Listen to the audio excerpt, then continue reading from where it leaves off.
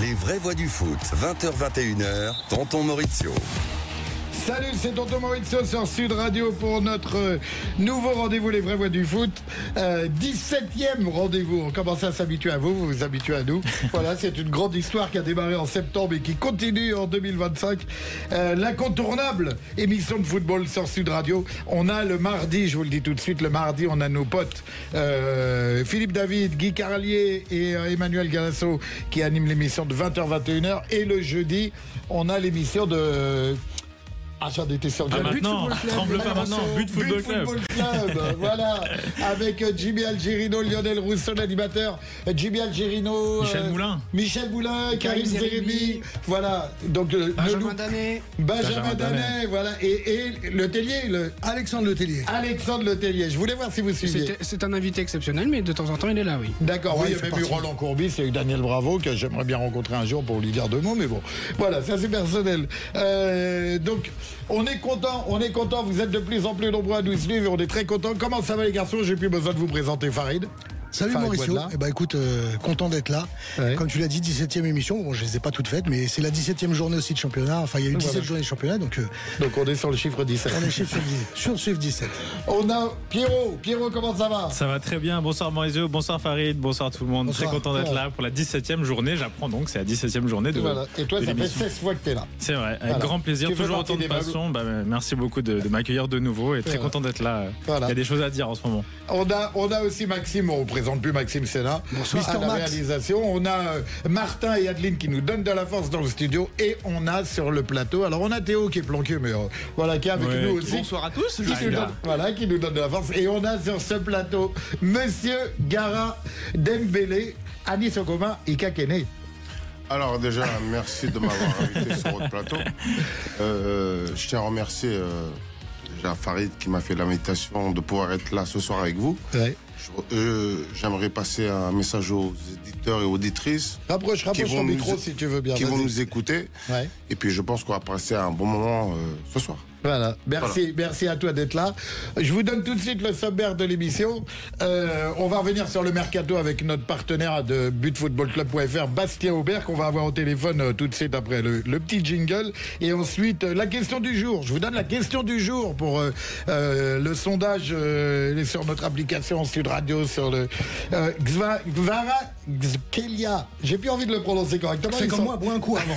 Moi, je m'idifie bien la bouche avant de il s'en va de chez nous. Donc voilà, est-il la recrue tant attendue pour le PSG? Vous pouvez voter sur l'application Sud Radio. Voilà, on va débattre tout à l'heure, on va en parler.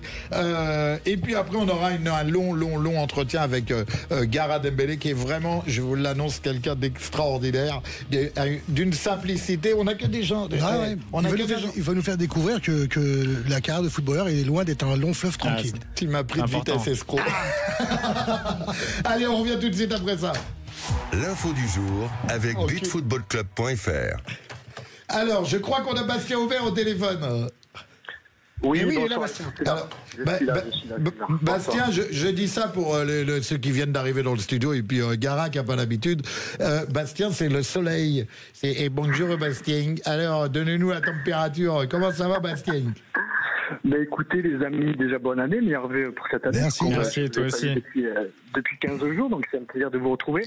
Le soleil, il est un petit peu endormi, c'est un petit peu à Marseille. Hier soir, on s'est un petit peu caillé les mains, je vous cache pas. Ouais, au Vélodrome, t'étais au stade.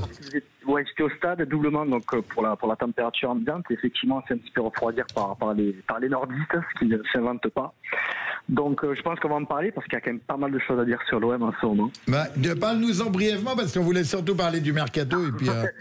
Ben voilà, comme vous l'avez bien vu, Mehdi Benassia s'est encore un petit peu signalé avec le corps arbitral. Alors pour le coup, encore une fois, je pense qu'il est un petit peu dans le collimateur. Là, il risque de prendre un petit peu cher à la commission de discipline la semaine prochaine, donc c'est un petit problème. Marseille a un petit peu réagi. Il y a eu pas mal de séquences un petit peu montrées sur les réseaux. Donc Marseille a perdu, vous l'avez bien vu contre Lille, donc c'est un petit problème parce que le club phocéen visait quand même un petit peu cette saison et ça ne sera pas la Coupe de France. Donc je pense qu'on risque d'en reparler dans une semaine, pour être tout à fait honnête. Ok, donc on en parlera plus longuement. Fais-nous un point mercato. Qui est arrivé à l'OM? Écoute, tu en as parlé sur le PSG, forcément, la grosse recrue tant attendue, ça c'est à vous de le dire. Je pense que c'est quand même une très très bonne recrue sur le papier, notre ami Kvaratskhelia. On va en parler. Je voulais juste que tu nous parles 2 secondes de l'OM. Est-ce que tu peux nous dire ou pas Sur l'OM, tu sais, ils ont fait notre semaine dernière. Là, il y a quand même pas mal d'insistance sur le départ de Wai. Pour la petite info, je sais que le joueur veut rester. Son entourage est un petit peu plus frileux pour le faire rester à Marseille. Il y a pas mal d'offres, notamment en Angleterre. West Ham qui a proposé 30 millions d'euros, ce qui est quand même assez énorme. Si l'offre se concrétise, je pense qu'il va peut-être penser à la faire partir, parce que je pense que Marseille a montré ses limites hier soir au poste de numéro 9, et je pense que le numéro 9 serait pas de... Ça serait pas de trop. Ouais, effectivement, souvent à l'OM. Sinon, au PSG, effectivement, Ronald Koeman se dirige vers la Juve. Ouais, c'est pratiquement acté, hein. Ouais, c'est pratiquement acté. Alors la surprise, c'est que ça serait quand même autour d'un transfert sec. C'est quand même surprenant. Ouais. C'est vraiment pour se refaire la cerise dans 6 mois. Paris a l'air d'accepter la situation, donc ça serait plutôt intéressant pour lui qui se relance, tout du moins. Et il y a toujours le cas aussi au PSG, Nuno Mendes, qui reste un petit peu problématique. Le joueur n'est pas très très chaud pour prolonger. Il est assez gourmand au niveau salarial, donc il pourrait effectivement partir. Alors peut-être pas cet hiver, mais les discussions sont un petit peu tendues. Skriniar aussi. Skriniar devrait quitter le club aussi. Il hésite entre la Turquie et l'Angleterre. Pierre va compléter ton très brièvement. Après Bastien, déjà, Skriniar devrait partir au rayon des départs. Au niveau des talents qui quittent la France, on a beaucoup parlé de Kouzanov aussi, forcément l'Ouzbek qui a fait une grosse demi-saison, qui va s'envoler vraisemblablement vers Manchester City, qui deviendra le premier joueur de l'histoire ouzbek à jouer en Première Ligue, et du coup qui va rapporter un beau chèque au RC Lens, qui se dirige déjà vers Jadon Mitchell, jeune défenseur du Feyenoord. Donc ça bouge un petit peu pour les clubs français. Ouais. Est-ce que c'est une bonne pioche pour Manchester City Parce que c'est vrai que d'un point de vue purement défensif, il n'y a rien à redire. C'est vraiment un joueur très très solide. Maintenant, balle au pied pour Manchester City, je suis moins certain. Parce que quand même, Manchester City, c'est une équipe qui doit ressortir le ballon proprement.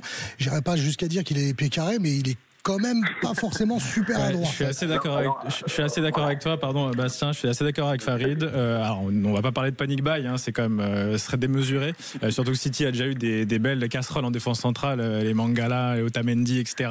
Après faudrait juste voir Kouzanov à un niveau au-dessus. Là c'est vrai qu'on passe vraiment de 2 mondes différents. Lens à City, on sait que cette année défensivement ça a pas été reluisant du tout. C'est vrai que ça peut paraître surprenant de miser sur un joueur comme ça. Les scouts de Manchester City doivent être vraiment sur d'eux pour mettre plus de 40 millions dessus. Je suis d'accord avec Farid, j'ai quelques réserves quand même, parce que la Première Ligue c'est pas la Ligue 1 et on va attendre beaucoup d'un joueur comme ça, mais qui a un potentiel énorme. Après juste pour faire une petite précision, je pense que si on regarde bien, je pense que la priorité de Manchester City, c'est stopper l'hémorragie, et un joueur comme lui, d'un point de vue défensif, c'est peut-être une solution pour au moins arrêter de prendre au moins ça. Au moins ça. Et après peut-être essayer de voir ce qu'on peut faire avec le ballon. Parce qu'il vise toujours Omar Marmouche, également l'attaquant vedette de Francfort. Donc City est très actif aussi cet hiver. Après la décharge de Kouzanov, je le trouve excellent évidemment en défense centrale, parce que c'est son poste de formation, mais il a déjà été testé au poste de latéral où il a dépanné, il a été excellent, et surtout au poste de milieu défensif. Alors je ne dis pas qu'il va remplacer Rodri, pas du tout. C'est un joueur irremplaçable, mais t'enflamme pas. Clairement, je pense que c'est vraiment sa polyvalence pour le coup et son côté effectivement projection sur le futur qui est quand même relativement apprécié à City. Donc je crois en lui. Je peux intervenir? Oui, bien sûr, car tu es ici chez toi. Si je peux me permettre, Kouzanov, oui, c'est un joueur qui est polyvalent, donc imaginez-vous un club qui prend un joueur qui peut jouer à 4-5 postes différents, c'est déjà enrichissant pour le club. Ce joueur a été acheté 100 000 € quand il est venu du pays Ouzbékistan. Et là on a une plus-value de 50 millions d'euros. Pays de lutteur à la base. 50 millions d'euros. Exactement.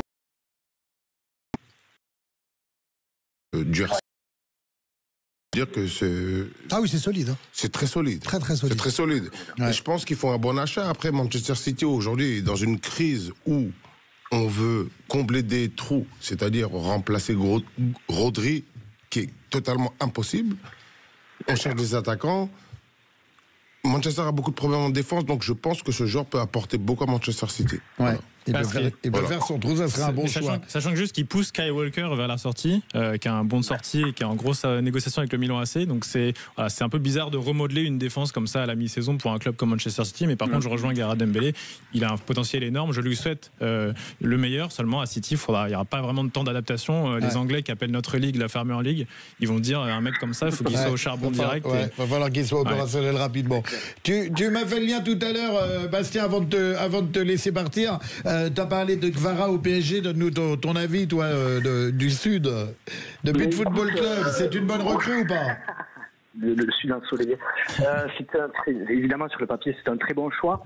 Encore faut-il que la bascule se fasse entre le championnat italien et la Ligue 1, forcément. Mais effectivement, sur le papier, ça me semble quand même un excellent choix, sachant que le joueur a vraiment fait le forcing pour venir et depuis cet été.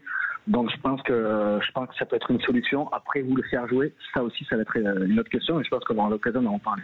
Ouais. Non, on va en parler plus longuement.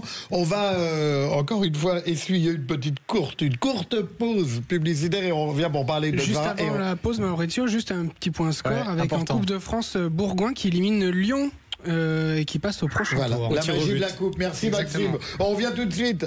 Restez avec nous. Les vraies voix du foot, 20h-21h, Tonton Maurizio.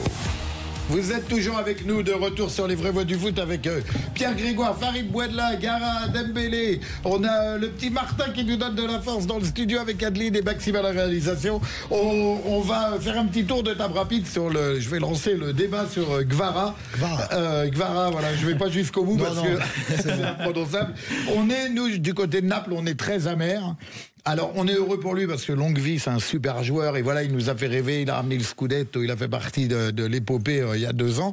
Mais on est triste parce que voilà, les gens scandaient son nom dans le stade. Ils reprenaient la chanson de Diego, donc c'est peu dire, qu'il chantait Ho visto Kvaradona. Donc on lui avait attribué vraiment un rôle, on aime nos joueurs et on l'aimait beaucoup et il s'en va. Donc voilà, on est partagé pour vous donner le ressenti du côté de Naples, on est partagé maintenant. Est-ce que, à votre avis, c'est une bonne recrue pour le PSG? Farid. Sur la forme, oui. Sur la forme, oui, c'est une bonne recrue, forcément. On est en train de parler quand même d'un joueur de grande qualité. Maintenant, sur le fond, je me pose la question, parce que c'est vrai qu'il a un positionnement préférentiel côté gauche, sachant que le Paris Saint-Germain, pour moi, s'il doit y avoir une recrue en attaque, c'est un axial, un pur axial, un pur numéro 9.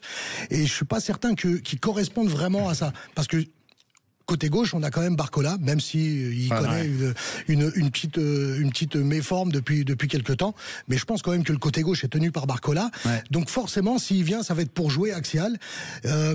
Moi, j'aurais misé sur vraiment un pur numéro 9. Pour moi, c'est un serial dribbleur plus qu'un serial buteur. C'est aussi un grand passeur. Donc voilà, moi, j'aurais voulu Il faut qu'il ait un appui devant. Je suis 1000 fois d'accord avec toi. Moi, je pressens l'arrivée d'Osimhen. On fait vite le tour de table. Gara. Alors, moi, je suis pas d'accord avec Farid dans la mesure où. On garde un pur numéro 9, un pur numéro 9. Moi, je suis un pur numéro 9 à la base. Mais quand on voit Barcola en ce moment, je parle pas de l'année dernière, aujourd'hui, on voit qu'il est en baisse de régime. De là, le remplacer ? Le remplacer, il fera peut-être 30, 45 minutes, mais je pense que dans la durée, il prendra sa place.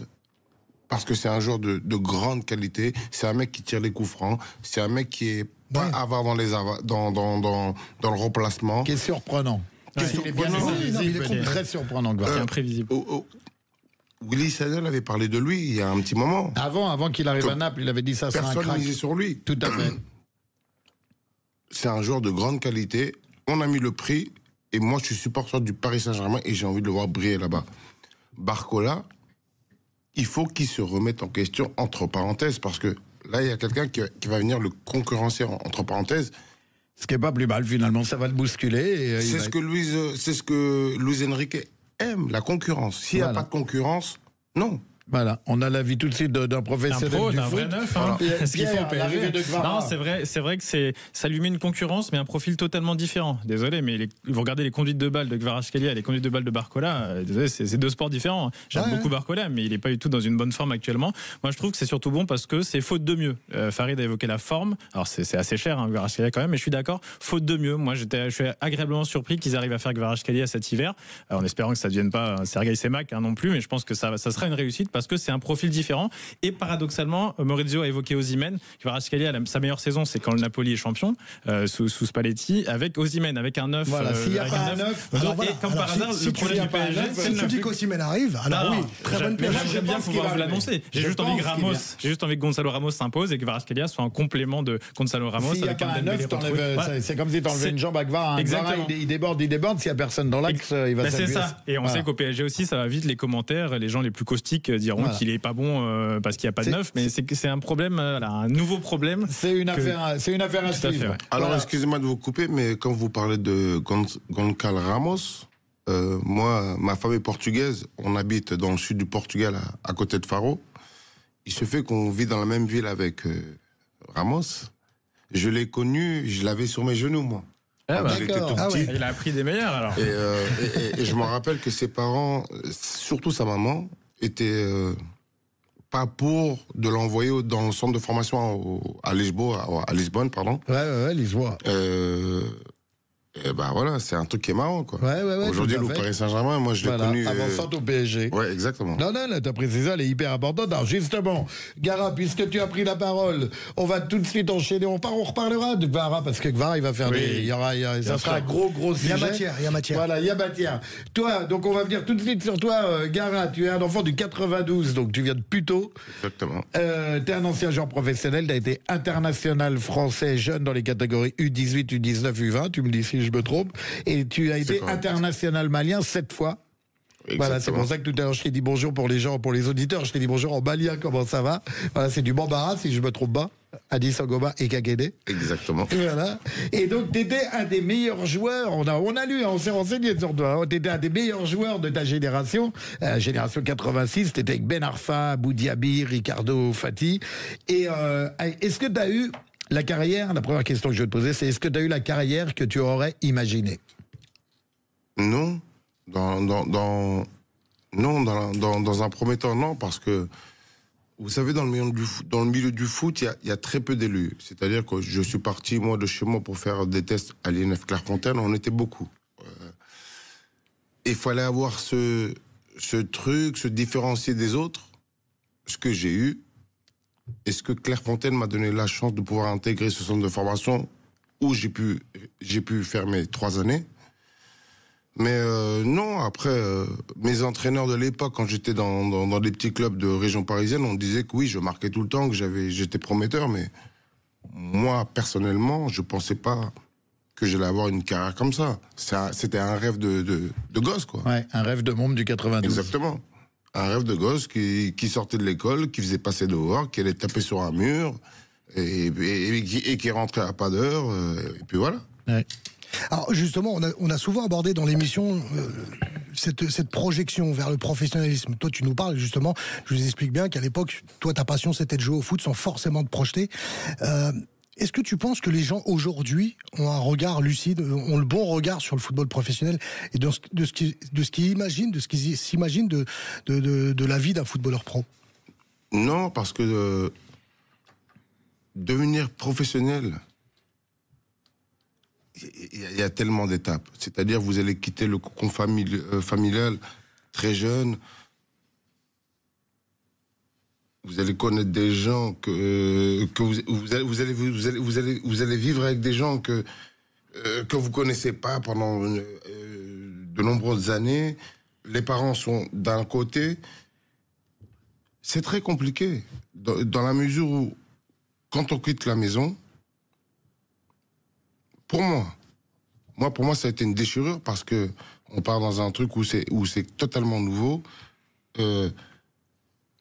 Ça peut être violent aussi, ce changement, ces rencontres parfois un peu atypiques, des gens pas toujours bien... Ouais, qui gravitent, pour des mauvaises raisons, quoi. Bah, qui gravitent après, mais quand bien sûr, quand vous êtes jeune, moi, issu de Paris, quand je suis à Auxerre, je gagne une certaine somme d'argent, je suis à 150 km de Paris, je rentre à Paris, bien sûr, j'ai des gens qui gravitent autour de moi pour sortir, etc.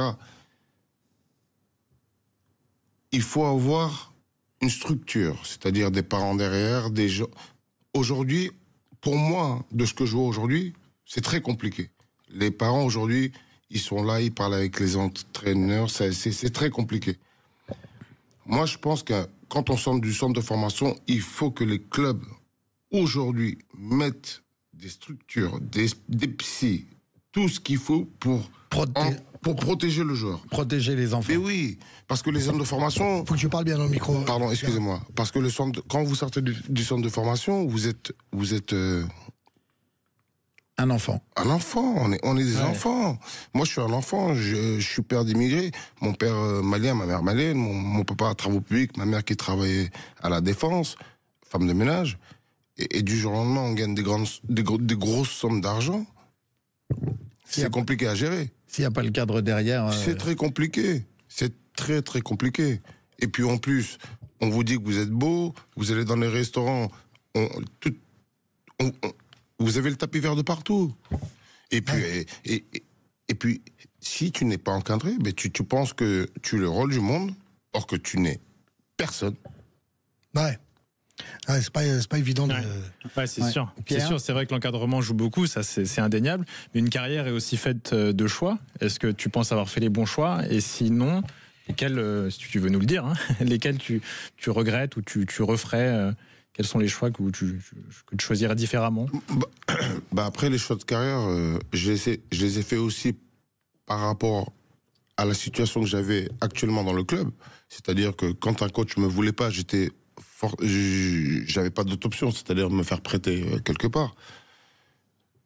Si je devrais changer quelque chose dans ma carrière, ça serait peut-être le comportement que j'ai eu, parce que j'ai pas eu un comportement adéquat avec un joueur de très très haut niveau. C'est-à-dire que dormir, avoir ces 7h30, 8h de sommeil par nuit, je les avais pas. C'est-à-dire, arriver à l'heure, j'arrivais. Mais dans quel état?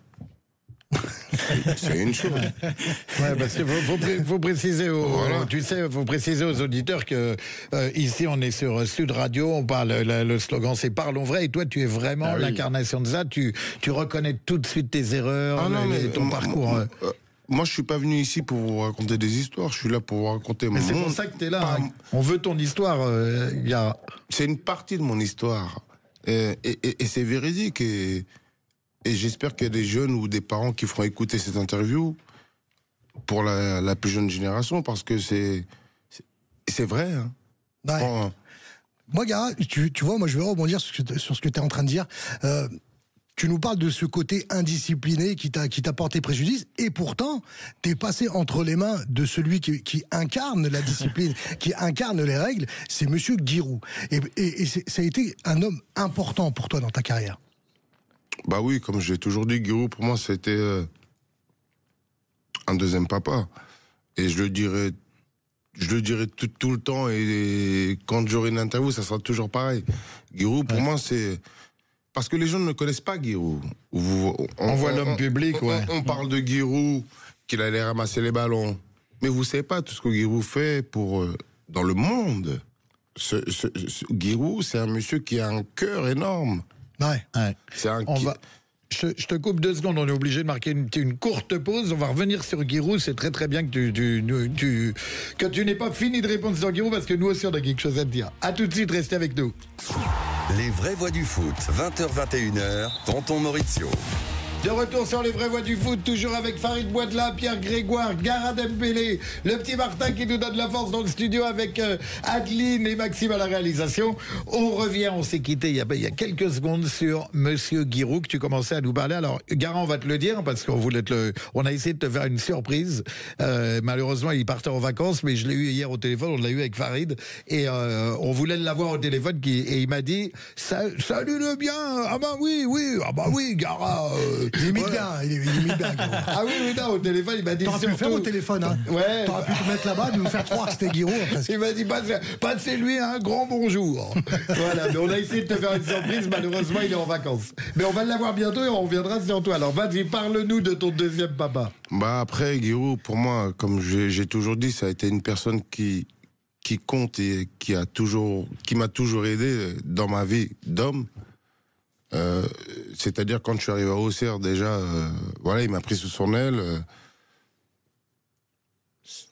Papa poule. Vous connaissez Giroud un petit peu, c'est-à-dire que Giroud est là, il vient te dire ça, faut pas que tu prennes froid, faut pas que ci, que ça.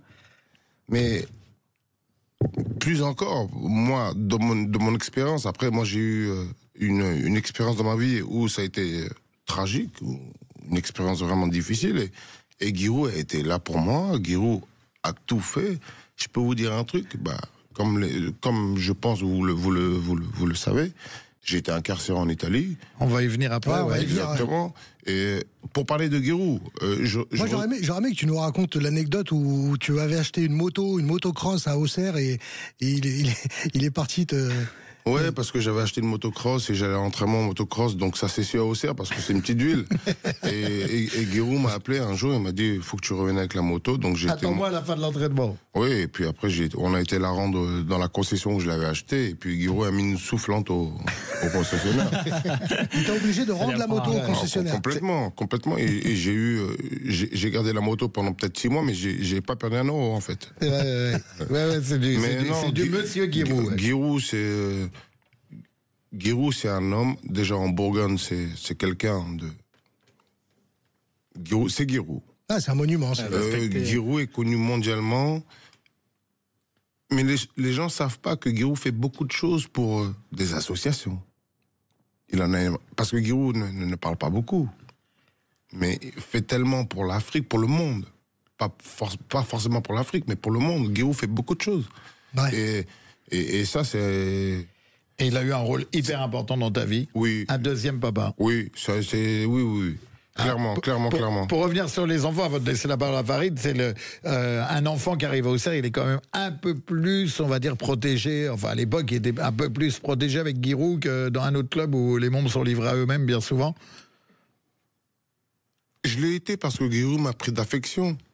Et ça, comme j'ai dit dans certaines interviews, je comprends pas pourquoi les gens m'ont toujours pris d'affection. Moi, je sais pas pourquoi. Oui, c'est vrai, je suis arrivé à Auxerre, Giroud me prenait sous son aile, m'appelait, même quand on n'avait pas entraînement. Moi, j'ai été plusieurs fois manger avec Giroud, pas au centre de formation, mais en dehors, au restaurant, pour me parler, pour me sensibiliser. Donc oui, c'est quelqu'un que... Ouais, il t'a paterné. Oui. Oui. 213 ému quand tu parles de Giroud, tu parles de... Bah oui, parce que, ouais, c'est... Et j'espère le voir très rapidement. Là, tu vas le voir. Si on arrive à le faire venir, on doit l'avoir au téléphone, mais si on arrive à le faire venir, je t'appelle et tu viendras lui faire un bisou. Ouais, mais je pense que je vais me faire engueuler encore. C'est bon, c'est pas grave. Alors là, tu nous as parlé de ton époque auxerroise avec justement toute la bienveillance de Giroud. Il y a beaucoup de choses dans le football, justement, dans ces projections fantasmagoriques de certains, auxquelles on ne pense pas être confronté. Ensuite, tu es parti en Bulgarie. Alors, je ne sais pas si chronologiquement, tu es parti directement d'Auxerre, mais c'est vrai que tu as été confronté à des choses assez incroyables. En Bulgarie, tu me racontais en off que déjà, la Bulgarie, c'est un championnat où quasiment 15 présidents de club ont été assassinés. C'est des choses qu'on n'imagine pas, aller dans des championnats comme ça, très, très exotiques. Pourtant, d'un point de vue sportif, ça a été une réussite pour toi. Ça a été une réussite, oui, la Bulgarie. Après, il faut voir, parce qu'on est en France, on regarde plus le football français. C'est-à-dire que vous vous intéressez pas au football bulgare de 2e division ou en Grèce de 2e division. Mais c'est des matchs qui sont officiellement, c'est une ligue, c'est comme ici on a la Ligue 1, la Ligue 2. Oui, bien sûr, ouais. Mais faut aussi, vous savez pas ce qui se passe là-bas. Excusez-moi. Pas de souci. C'est totalement différent. C'est-à-dire que, et je vais le dire clairement, il y a des matchs truqués. C'est-à-dire que moi, je me rappelle, quand je marquais au Levski Sofia, certains présidents m'appelaient, me demandaient de ne pas marquer et d'avoir une prime de 15 000 €. Et pour donner le signal, il fallait que je fasse un signe, c'est-à-dire me gratter la tête ou baisser mon short avant le coup d'envoi. Chose que je n'ai jamais fait. Ouais, c'est ça, comment tu te sens quand tu reçois une proposition comme ça? Comment tu... T'évolues dans un championnat crapuleux, mais toi, t'as pas envie de marcher là-dedans. Mais j'aurais pu le faire, parce que ça m'aurait fait déjà plus de mon salaire, parce qu'en Bulgarie, je gagnais pas des fortunes, mais j'avais des 15 000, 20 000 € pour certains matchs. Donc, ce qui est une somme conséquente. Ah oui. Pour un match, pour. Non, mais c'est ça, justement, que les gens n'imaginent pas d'être confrontés à ce genre de, ce genre de choses. Moi, je me suis retrouvé dans le vestiaire avec des matchs vraiment d'importance et que mon président soit rentré dans le vestiaire 10 minutes avant. C'est-à-dire qu'on est tous préparés. On perd 2-1.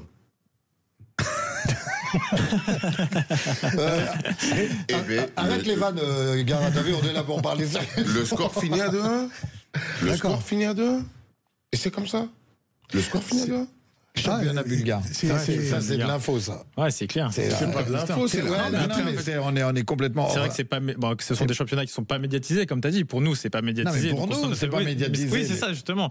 Mais ça reste des ligues qui paraissent un peu opaques. T'es passé par la Grèce, les matchs du Pana, les fameux derbys d'Athènes, où il y a pas longtemps le président du PAOK Salonique descend sur la pelouse avec une arme à la poche. Le président qui est un peu aussi un personnage sulfureux. Pareil pour le président de l'Olympiakos qui détient Nottingham Forest aussi. Voilà, c'est vraiment des clubs vraiment tenus par des gars un peu louches, si je puis dire. Ouais, bah, c'est vrai. Et puis un système, c'est le cas de le dire. Un système opaque que tu décris, mais c'est bien que tu sois là parce que tu y as joué. T'as vu dans les deux pays. Après, moi, j'ai pas joué comme par exemple Djibril qui a pu évoluer au Pana. Djibril Cissé. Et que Djibril, c'est une star là-bas. Djibril, c'est une grande star là-bas. Et à ce moment-là, moi, je joue dans une seconde zone et je peux te dire qu'il y a vraiment une différence. C'est incroyable. C'est-à-dire qu'on ne te paye pas. En deuxième division, on te dit demain. Faut que tu parles dans le micro, on t'entend mal. C'est-à-dire que quand les gens... Il a dit qu'on ne le payait pas. Oui, c'est-à-dire qu'en Bulgarie, excusez-moi, c'est-à-dire qu'on était censé avoir un salaire tous les mois, donc on attendait en fait 3-4 mois. Ouais. Okay. Et c'était compliqué. 3-4 mois sans être payé. Bien sûr. Après, si t'as pas un petit peu d'argent de côté, comment tu fais? C'est plus dur. Tu vas appeler tes amis pour leur demander de l'argent? Et moi, j'étais là-bas avec ma femme. Compliqué. Mais ma femme m'a jamais quitté par rapport à ça. Elle est toujours restée auprès de moi, même quand c'était la galère. On a eu des jours meilleurs. Dans le rayon bizarrerie, il y a aussi d'un point de vue médical aussi qu'il y a des choses pas très claires. En fait, il faut savoir un truc, c'est que c'est très simple. En France, la créatine n'est pas acceptée. C'est-à-dire, si tu passes au test en dopage, la créatine n'est pas acceptée. En Italie, c'est autorisé. En Angleterre, on mange avec la créatine. C'est-à-dire, on arrive avant l'entraînement à 9h, on a déjà notre meal check avec ton numéro et voilà. Ça dépend des pays. Moi, quand je suis arrivé en Allemagne... Ouais, t'es arrivé à Fribourg. Quand je suis arrivé à Fribourg, ils m'ont dit que j'étais dopé. Oui. La première prise de sang... La première prise de sang... Il y avait une couleur bizarre. Oui. C'était le rouge, oui. Mais ça, on est d'accord que c'est toujours... Parce que tu vois, on l'a vécu avec l'affaire Pogba, c'est à l'insu du joueur. Moi, je te dis la vérité, hein. Je parle beaucoup de langues. En Bulgarie, je parlais anglais avec le staff médicaux. Mais je savais pas ce que je prenais. Il t'envoyait des trucs et en fait, si je t'ai entendu le dire, tu sortais des matchs, hop, t'étais sous perf. Oui. Je l'ai eu, ça, oui. Je l'ai eu. Après des matchs d'Europa League, je me rappelle, après Lille, j'avais joué contre Lille, de l'endroit à l'époque, j'ai même marqué chez nous. Il y avait une infirmière avec une perfusion pendant 30 minutes. C'est fou sur la tête. Ouais, c'est incroyable. Qu'est-ce qu'il y avait dedans? Je sais pas. D'accord, ouais. Peut-être un vaccin, non? Non, je déconne. Non, j'avais que ça comme blague. Pierre, un placebo. Pour revenir au football, donc au Levski Sofia, tu fais quand même ta meilleure saison. Tu finis 26 buts en 24 matchs de championnat. T'es le meilleur buteur africain de la saison, devant Moussa Sow qui finit champion avec Lille, devant Eto'o de l'Inter et devant Papi Cissé avec qui tu as été coéquipier ensuite à Fribourg. Et arrive ton transfert justement à Fribourg. Tu découvres enfin l'un des fameux top 5 championnats, on va dire.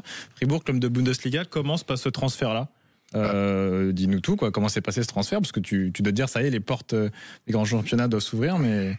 Alors déjà, avant d'arriver à Fribourg, j'ai eu un long chemin, vu le parcours que j'ai eu avant, c'est-à-dire l'incarcération et beaucoup de problèmes externes. Je me retrouve à signer à Fribourg après une belle saison, comme tu viens de le dire, au Levski. J'arrive à Fribourg, c'est pas forcément mon premier choix. D'accord. parce que j'ai été poussé à signer à Fribourg par rapport à mon président. C'est-à-dire que j'avais une pression qui était manifeste et qui était violente,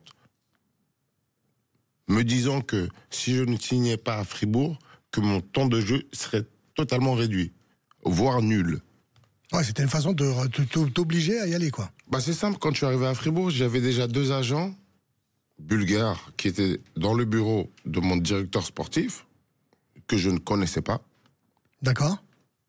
Et c'était déjà signé. Et donc, quand je rentre dans le bureau, on me dit, les chiffres sont là. C'est ça, ça, ici. L'argent pour les agents bulgares, pour le club du Levski. Moi, mon salaire, petit salaire. Hein. Petit salaire. Je pense que j'étais l'un des plus petits salaires de Bundesliga. Après ce que j'ai fait au Levski. Ouais.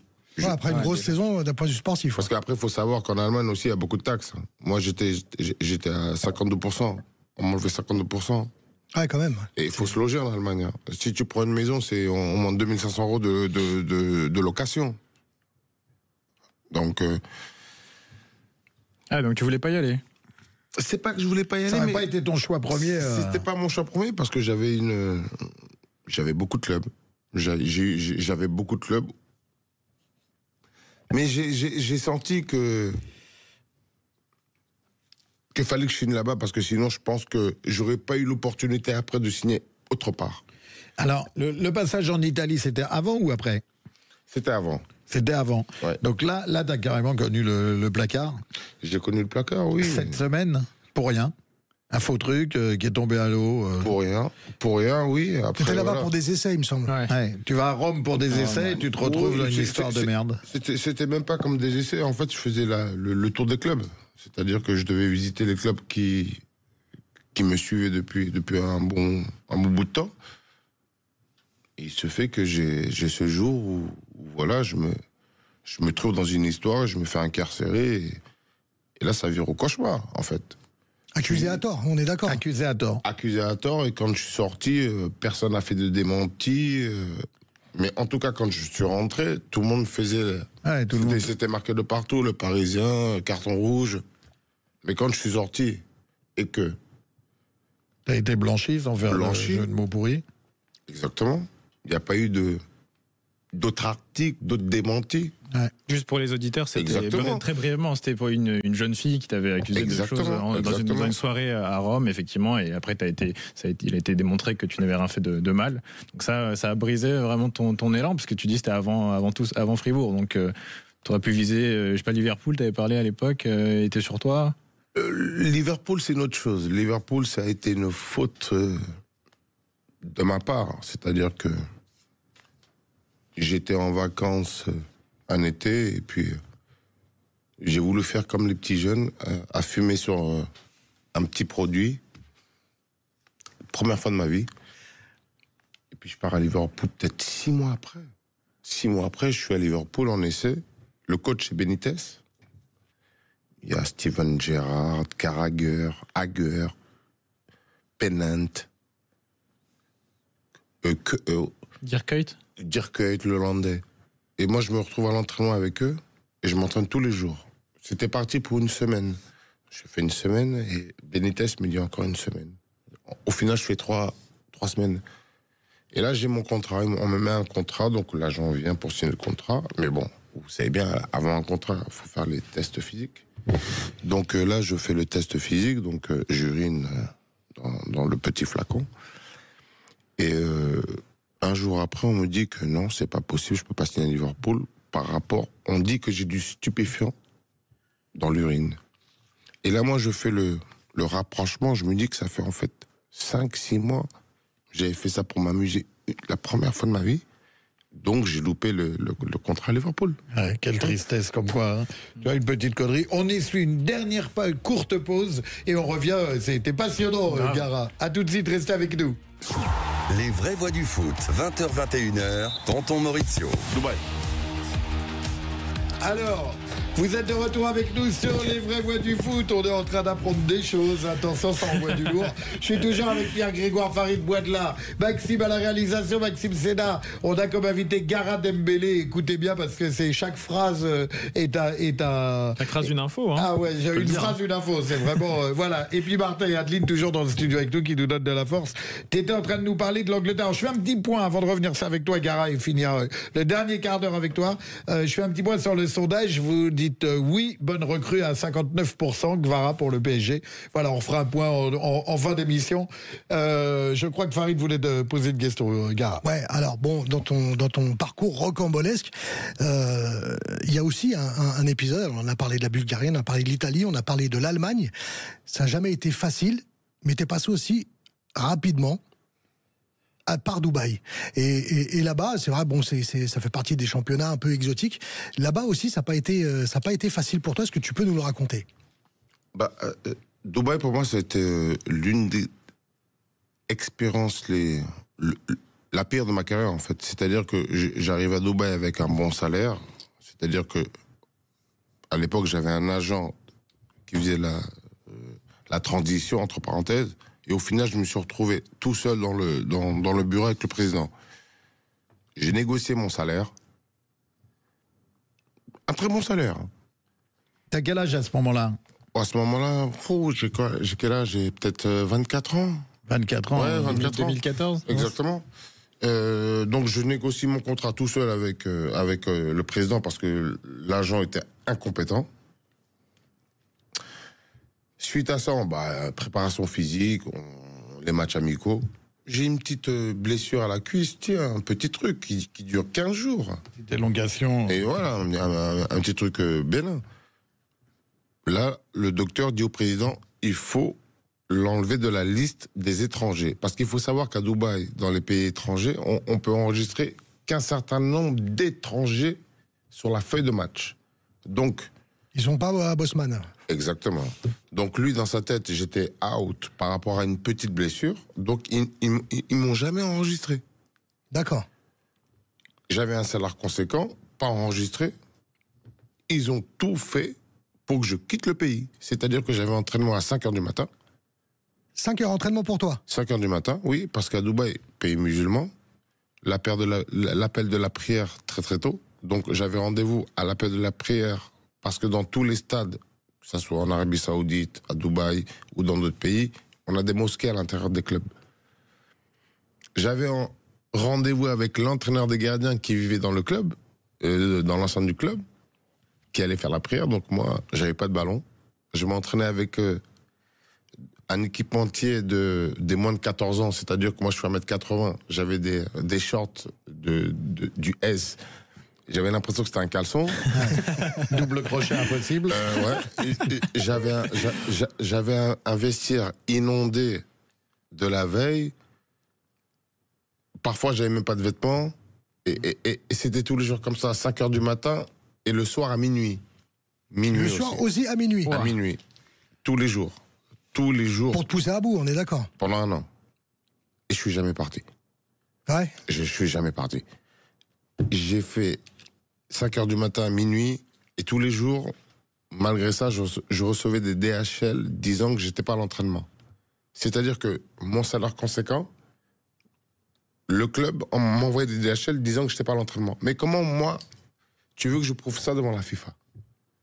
Donc finalement, ils te versaient pas les salaires qui étaient prévus? Mais non, ils m'enlevaient tout mon salaire. C'est inhumain, là, à ce niveau-là. Ils m'enlevaient tout mon salaire. C'est-à-dire que moi, j'ai eu la chance, c'est-à-dire parce que j'ai signé en amont, j'avais un petit peu d'argent de côté, ce qui fait que j'ai pu payer l'hôtel-appartement où je vivais avec ma femme et ma fille. Ma fille. Eux, ils ont aucun problème avec ça.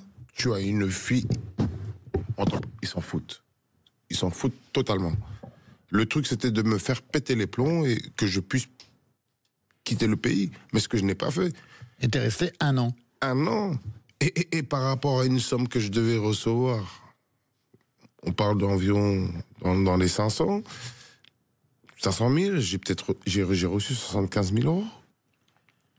Au lieu de 500 000 euros. Ouais. Oui, mais tu as payé combien ton avocat, toi, en amont? Parce que t'es obligé de prendre des bons avocats. T'es tombé dans un traquenard. Et t'as parlé de ton agent qui t'avait amené là-bas. Il faisait quoi, lui, pendant ce temps-là?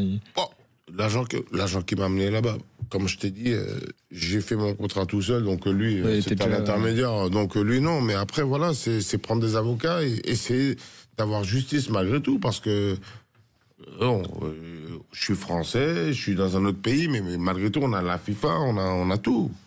On a des ligues qui sont là pour nous aider, en fait. Non, mais c'est bien que tout ce que raconte Gara, c'est bien que les gens puissent l'entendre, parce que voilà, beaucoup fantasment sur... on voit des carrières se construire, bien se passer, mais beaucoup de carrières ressemblent à la tienne, beaucoup sont confrontés à ce que tu racontes. Nous c'est pour ça qu'on est content d'avoir, parce que ce qu'on disait avec Farid, c'est qu'on veut vraiment, on est content que tu parles, que tu donnes ces infos, parce que t'es pas l'antithèse d'Mbappé, faut pas dire de la merde, mais voilà, tous les parents pensent qu'ils ont Mbappé, que c'est du velours, la carrière pro, et Farid, il voulait justement appuyer là-dessus, on voulait appuyer là-dessus, que c'est pas le monde des bisounours. Exactement. Le monde pro, déjà pour accéder au monde pro, quand on a 14 ans, on joue au foot, on veut tout, c'est notre rêve. Mais au final, il y a vraiment très peu d'élus. C'est un chemin qui est long, qui est très long, c'est compliqué. C'est le message que tu aurais sur des jeunes que tu as envie de transmettre. Le conseil que je pourrais leur donner, c'est... Aux enfants, ouais. Déjà, croyez en vos rêves. Premièrement. Que ça soit footballistiquement ou autre, que ça soit dans je sais pas, dans quelque chose de différent. Croyez en vos rêves. Après, dans le foot, c'est plus compliqué parce qu'aujourd'hui, on a les parents. On a les parents qui sont derrière. Aujourd'hui, les parents, c'est...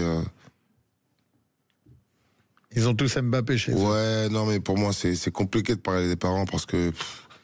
Pour moi, il faudrait faire un truc, je sais pas si on peut le faire. C'est-à-dire, si un parent se comporte mal, on sanctionne le petit. C'est dur. C'est très dur. C'est dur ce que tu dis, mais... C'est dur, c'est très dur. Mais les parents, ils sont pas durs avec leurs enfants. Les parents, ils sont pas durs avec les entraîneurs ou avec les éducateurs. Les parents, ils sont pas durs quand leur enfant, il est 12e. Il est 12e. Le parent, il est pas dur quand t'entends des histoires que le parent, il vient avec un pistolet pour menacer le fils parce qu'il a fait jouer d'un côté ou d'un autre, ou qu'il n'a pas pris dans l'équipe. Toi, t'as vu 450 grammes le poids de la passion. Non, mais tout ça, ça manque de cadre et t'as raison de soulever ça. Parce que c'est compliqué. On est tombé là-dedans, on est dans une dérive. Après, je sais pas, peut-être en début de saison, prendre les parents, parce que dans les centres de formation, c'est pas différent du monde amateur réellement. C'est-à-dire, j'ai pas à faire des réunions avec les parents des joueurs. Parler avec, faut sensibiliser les parents, parce que les parents, ils ont un fils, c'est une mine d'or. Voilà, joue au foot. Mais pourquoi jouer au foot s'il veut faire de l'équitation ou du golf ou du tennis? Ça brasse plus. Ça brasse plus. Mais c'est injuste. Ah oui, parce que il y a des parents, ils vont dégoûter leur enfant du sport. Parce que il y a des parents, des pères de famille qui ont prétendu à des carrières professionnelles qui ne l'ont pas eu. Et ils font un transfert sur leur môme. Exactement. Ils misent tout sur leur petit. Alors, tu vas faire des jongles, tu vas faire des jongles à la maison quand Mais c'est ce qu'il parle. Je vais pas faire même si on fait un petit coup de pub à Toto. Il a fait un super documentaire là-dessus sur ces dérives que les gens pensent tous avoir Mbappé chez eux et les dégâts que ça fait, les dégâts collatéraux. Et tu soulignais justement le fait qu'il y a peu d'élus, mais ce qui est intéressant à travers ton parcours, c'est que même quand on est élu, on peut. C'est pas une fin en soi. C'est important de tu garder peux être élu et dériver très rapidement. Après, il faut avoir l'entourage. Vraiment. Le plus important, c'est l'entourage. On revient toujours à la même chose, le cadre. Moi, j'avais une question que je voulais à tout prix te poser. T'as subi le racisme? Oh oui, complètement. De fou? Oh oui. C'est pas dans la... tu fais pas dans la dentelle. Il n'a pas réfléchi. Non, en Grèce, je l'ai vécu parce que je jouais bien dans mon club et j'avais des mères de famille, des adversaires qui me traitaient Pousti Mavro, sale noir. Mais ça me faisait rigoler. Oui, c'est dur. Quand on prend le bon recul, mais il faut l'avoir le oui, recul. Mais, oui, je l'ai vécu. Mais moi, le racisme, il a toujours existé. Avant moi, avant votre génération, il existera toujours. On fait avec. Il faut faire avec. On essaye. Moi, parfois, de faire avec. J'ai des vidéos sur mon téléphone, je vois des enfants en 1976 on leur dit, est-ce que ça vous dérangerait d'avoir un noir dans votre école? Eh ben non, moi ça me dérange pas, j'aimerais que les blancs ne prennent pas les noirs pour moins que rien. Ils sont tous égaux, les blancs ne veulent pas comprendre la culture des blancs. Il faut faire avec. C'est vrai qu'il faut essayer de s'adapter. En Chine aussi, tu as été. En Chine, oui. Par rapport au fait que tu sois noir, on se promenait. En même temps, en Chine, il y a la muraille de Chine. C'est-à-dire qu'il n'y a pas YouTube, il n'y a pas Facebook. Donc moi, quand je suis arrivé là-bas, j'ai dû prendre un truc sur Internet, ça s'appelle un VPN pour contourner, à tes risques et périls. C'est-à-dire que si tu te retrouves, tu vas en prison. Ça rigole pas. Je peux pas communiquer sinon. Et oui, donc en Chine après, oui, j'ai eu des papis, tu vois, des papis qui m'ont touché. Ah ouais, c'est une vraie attraction. Pour voir si ma peau elle était réelle. On marche sur la tête. Écoute, Gara, on pourrait te garder des heures avec nous parce que t'es passionnant, t'es vraiment en 2 secondes, t'es un petit frère. Voilà, moi je voulais juste te dire une chose, je te remercie d'être venu parce que moi j'ai lu entre les lignes, j'ai regardé des reportages sur toi, on dit qu'il faut pas montrer du doigt, donc je vais le faire avec la main. T'es un vrai gentil, Gara. Merci beaucoup. Moi t'es le pote, je pense que t'es le pote qu'on peut emmener en galère n'importe où et c'est pour ça que t'es tombé sûrement dans pas mal de galères parce que mal entouré, puis Gara, tu viens avec moi? C'est un bon vivant. Pourquoi? Trop beau, trop c'est le pote. Gara, ça se voit, ça se lit dans tes yeux au travers de tes lunettes. C'est gentil, c'est gentil. T'es un homme extraordinaire, je suis vraiment content, on est vraiment content de t'avoir eu. Je remercie Farid qui t'a fait venir. Et voilà, tu reviendras quand tu voudras, on est obligé de s'arrêter là, c'est vraiment, on est vraiment triste. Merci à Martin et Adeline. Merci à vous. Voilà, tout de suite le partage. Gara, tu lui fais un compliment tout de suite, ce qui fait le repartage. Merci Guirou. Merci Guirou aussi. Merci Guirou. Merci Guirou. Bientôt je viens, Guirou. On t'appellera quand on aura Guirou, on t'appellera. Pas de problème. Avec grand plaisir. Merci aux auditeurs. Le résultat du sondage, c'est toujours pareil, 60 content que Gvara soit au PSG. Donc on verra. Affaire à suivre. Merci Farid. Et merci Pierre, merci Maxime, merci les auditeurs, merci pour la force de départ Adeline et Martin. Encore de merci là. On bat. Non, mais je suis vraiment content. Il était très émouvant. Il vaut mieux qu'on s'arrête là. À bientôt, à la semaine prochaine, 20h, 21h. Merci, salut. Ciao.